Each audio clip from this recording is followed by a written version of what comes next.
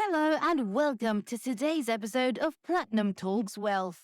Emmy-nominated journalist Jennifer Rogers Markwell changed gears in her television career when she realized the need to help women make sense of investing. She regularly hosts educational workshops to empower women and others to take charge of their financial future. Now, join your host, Platinum Wealth Management President Jennifer Rogers Markwell, as she leads us into the world of money memories, money infidelities, and how these can mold our relationship with our personal finances as adults. Let's dive into today's episode.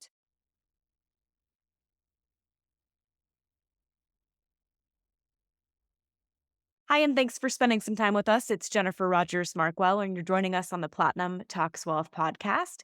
Today, I'm honored to be joined by Ila. Thank you so much for spending some time with us today. Thank you, Jennifer. I'm so happy to be here with you.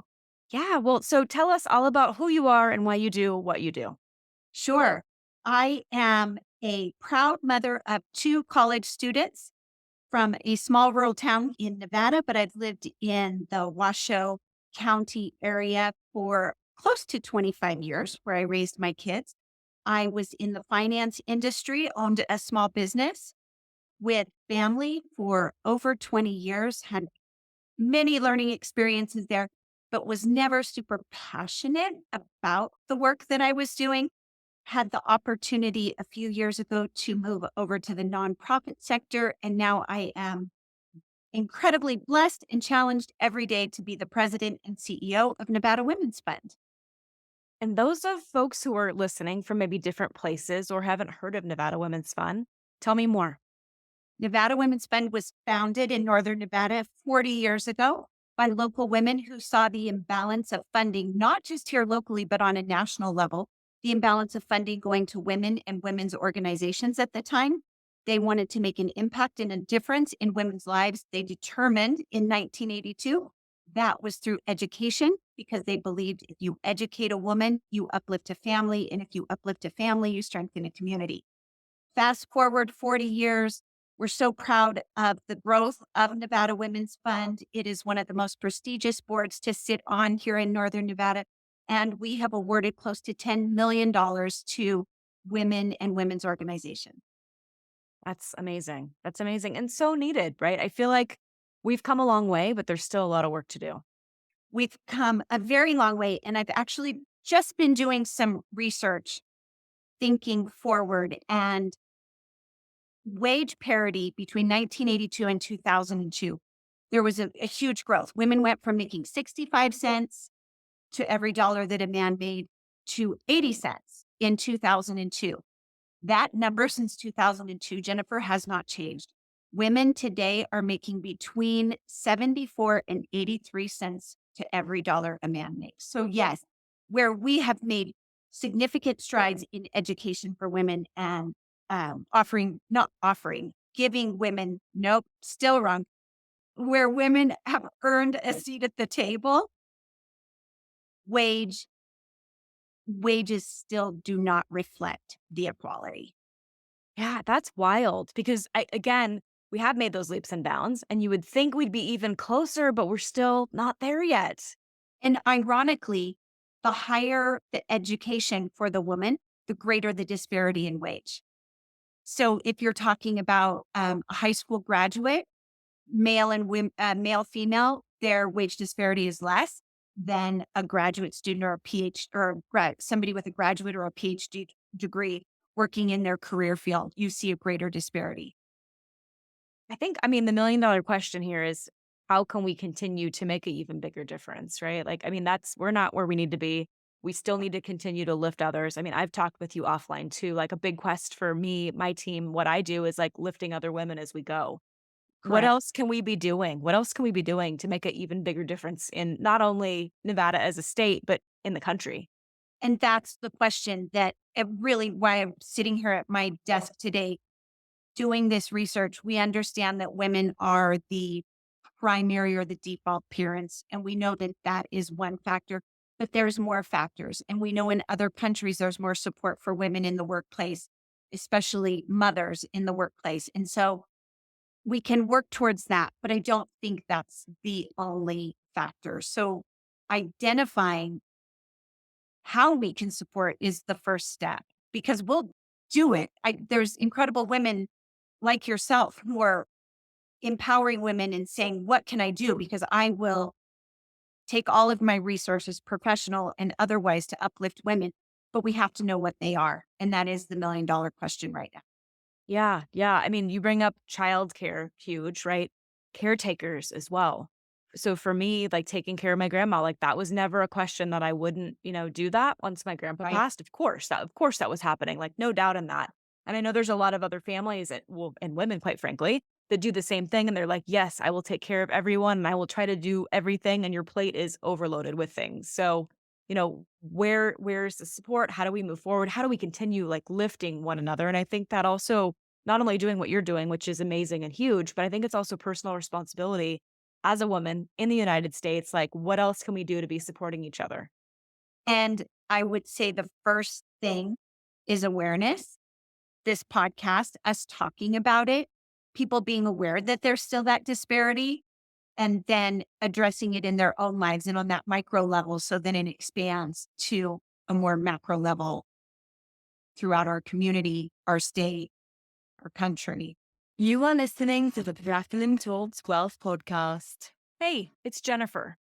I wanted to take a quick break to remind you that you are worthy to have a seat at the table when it comes to money and your finances. Both me and my team at Platinum Wealth Management, want to meet you where you are, whether you're starting out, starting over, or have been investing for years. Reach out to us at platinumwealth.net or call us at 775-717-0001. We'd be honored to help.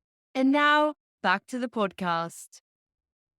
Yeah, so obviously something special with the Nevada Women's Fund. Do other states have something like that, or is Nevada just unique in that essence? No, there are women's funds throughout the country. I can't tell you how many there are. I'm proud to say that I believe we were the second or the third one in the entire United That's States. huge. We were a groundbreaking organization at that time. I know and they range in scale and scope, women's funds. There's some that are very politically active. Here in Northern Nevada, we stay apolitical. We want to support policies, but we don't want to support, obviously. We stay apolitical. But I know in other states, there's some that are very involved politically. There's some that have massive budgets. We have a lady here in Northern Nevada who used to run the Houston Women's Fund. She's retired now, retired here at Reno, and I've embraced her as a mentor because the Houston Women's Fund, as all things in Texas are, was massive and did incredibly impactful work. Well, thank you for all that you're doing because you're trailblazing for, all of us and continuing to help lift people along the way. So it's definitely noticed, just the impact that you're having on the community and the United States, quite frankly. Enjoying the journey. Yeah, yeah, good. Well, another thing we talk about on the podcast is money memories. And you and I have chatted briefly about that before as well. And everybody has a money memory, regardless of what it is, what walk of life you are, whatnot. Right. What's a money memory that you have that you had as a younger person or as a child that helped mold your relationship to money as an adult? Well, I think this is interesting because I knew this question was coming. So I thought about it ahead of time. And I don't know if this is a good thing. I don't have money memories from my childhood. I think my parents were conservative, but they made sure we had what we needed. Not always what we wanted, but what we needed. But we didn't talk about money growing up or in our household. And so my first realization of money is after I graduated from college. I mean, of course, I had plenty of money memories prior to that, but where money took on a different significance. I needed a vacuum, Jennifer, and I was like, I had to use my own money to buy a vacuum. Like, that's such a grown-up purchase. I had never up until that point, money always went to food and clothes and even rent, but then I was like, oh, vacuum? And that was the first time I realized you need to have different subcategories for your needs. There's the everyday needs, and then there's I really don't want to spend the money on this need, but I have to have it. So Oh, that's a good point. That's a really good point because that goes back to like, and I laugh because that's that whole adulting thing, right? Like, so yes, many times, I mean, my husband and I laugh now, like, we feel like we're big kids to a certain extent, right? So, but then there's some adulting that has to happen in the mix and like a vacuum, buying a new toaster, like, not exciting things. And then you're like, oh, but you have to do it, right? There's no choice. yes, and I'm wondering if I was slow to adulting based on this conversation. I think I was like 19 or 20 when I needed the vacuum. I wasn't 27 for sure, but yeah, I was slow to the pickup. No, but we still have those conversations now. And we are, mid 40s plus, right? So we're like, oh, we've got to fix this. And, right? Like, it's still a thing now, I think. Yes. Yes. Well, good. So another thing we chat through is financial infidelities, and another term that could be definably different to many people. And many times people hear that and they're like, "Ooh, that's a big, scary, hairy, conversation potentially." But again, it depends on what resonates with you. What's a financial infidelity that you've either experienced or that you've witnessed that you think others could learn from? I think we've all experienced them at some point and on different levels. As I shared with you, was in the finance industry for more than 20 years. And so I saw a lot of individuals getting short-term loans and watching people navigate their finances for good or bad, right? You can use money to serve you, or you can use credit to serve you, and you can use credit to hurt you. And watching some people learn the lessons in that and not. And then it goes back to the most basic of financial literacy 101. I taught my kids and lived by my entire adult life needs versus wants. Mm. And I think that is a litmus test for everything that we do, every purchase that we make. It's so easy today with Amazon and the app on your phone to the other day I caught myself. I needed toilet paper and paper towels. I was like, I don't want to go to Walmart. Nobody wants to go to Walmart. Just going to get them on Amazon. And then recognizing, I looked and I thought, wow, that seems really expensive. And the convenience, I think, is infidelity can be the convenience of the purchase, right? As opposed to, Yeah. I can save $5 and on my way to work, stop at the grocery store and stop at Walmart and make that purchase. Yeah, that's no one's shared that. That's super interesting because I mean, we can go down a lot of bunny holes on that too, because I feel like when you're looking at Amazon, how many times are you, and again, not to knock Amazon, we use it, everybody does, Love but Amazon. yeah, yeah. But you look and then there's something shiny that you're like, oh, look at that. Right. And like, I got to throw that in my shopping cart too. And it's just so easy. And it's almost an out of sight, out of mind to a certain extent. It reminds me a little bit of like college in essence, where you're like, I have this credit card. I don't really, back to your initial thought of like being responsible with it. What you don't know, you don't know. And you have to learn along the way. And sometimes it's not always a fun learning experience. Right. So I feel like that can be the same thing with Amazon because it's like you're paying for it, but you're not paying for it with tangible dollars. Again, it's the plastic credit going behind the scenes, right? Where you're paying for it, but what are you paying for and how much more are you paying for a convenience? And I mean, that goes down the bunny hole of like Instacart and how many other things and conveniences are we like, oh, we need this. And I've been guilty of getting Instacart where my husband and I are running and we're crazy and exhausted. I'm like, we need groceries, we need them That's delivered and cool. we're at work. And if we can have somebody just drop on the doorstep, that's magical. And so sometimes that can make sense, but then you find yourselves like buying other things that you don't need in the process of even that as well. It's a perfect point. Financial infidelity can be as simple as paying far too much for the convenience or allowing, oh, I'm going to say lazy, even though it's not always lazy, but on my part, I'm always saying that about myself. It's quite often just being lazy. And then you think that instant gratification, what did that cost you?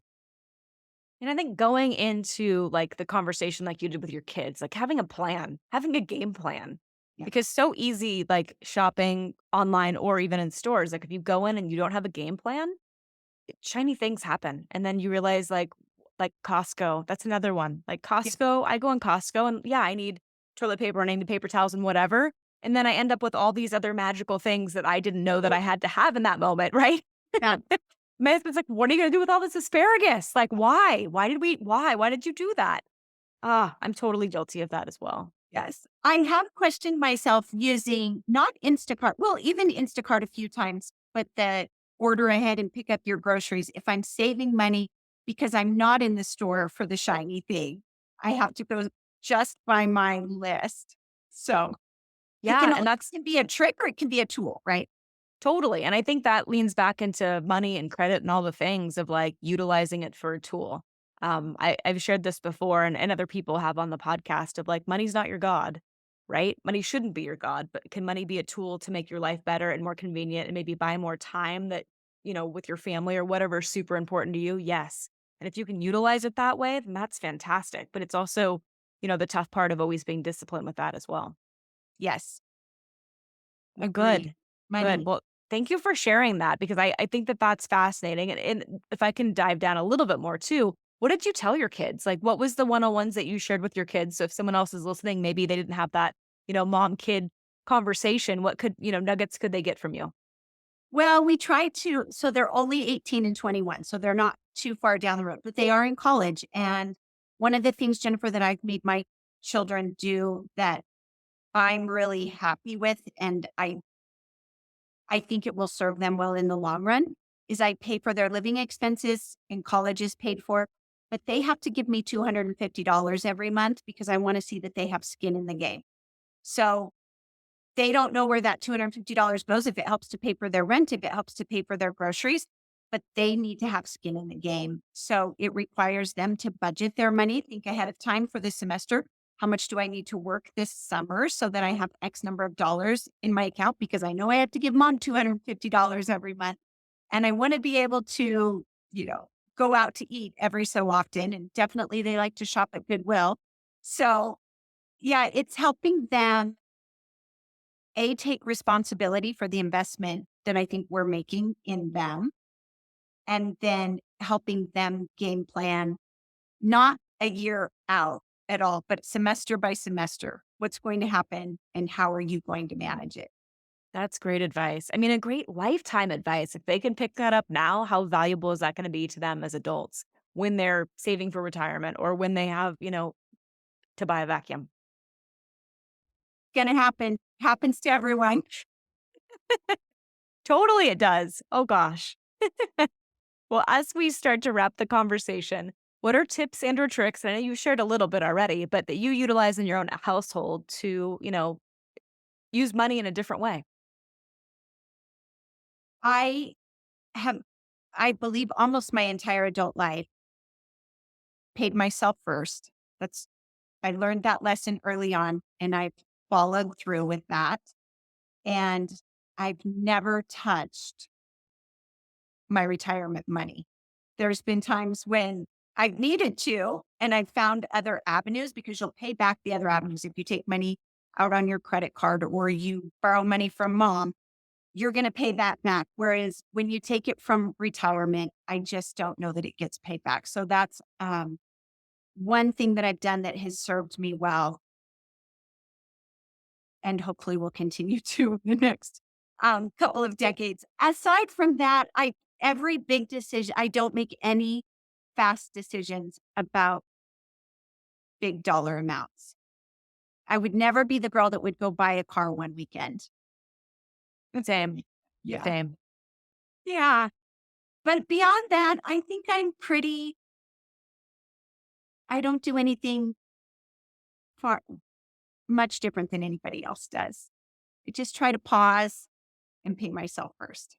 No, and that's so good. And I think back to your point of like pulling from retirement accounts, I always say first line of defense, emergency money, right? That's why it's so important to have, save that 3 months or 6 months or whatever makes sense for you and your situation, that you have that on the sidelines. And then if things hit the fan in your world, that's where you go. Like that's where you go first. Retirement money is like, that is the end all be all last.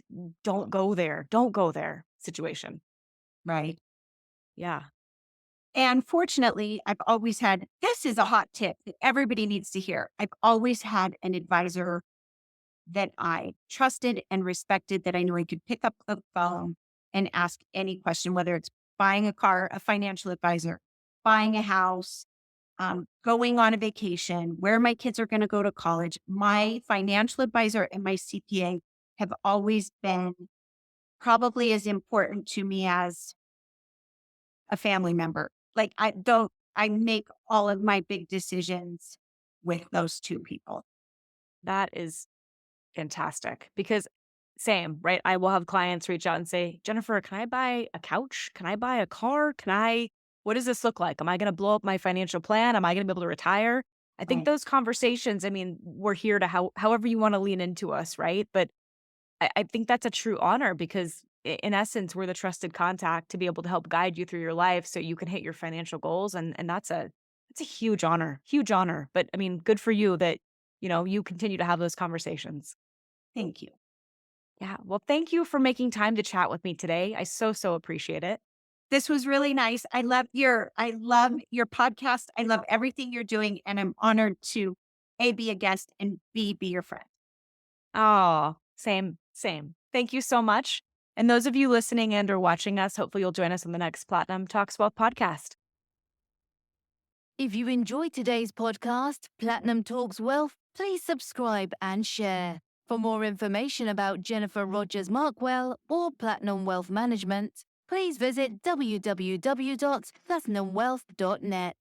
Securities and advisory services offered through LPL Financial, a registered investment advisor, member of FINRA and SIPC.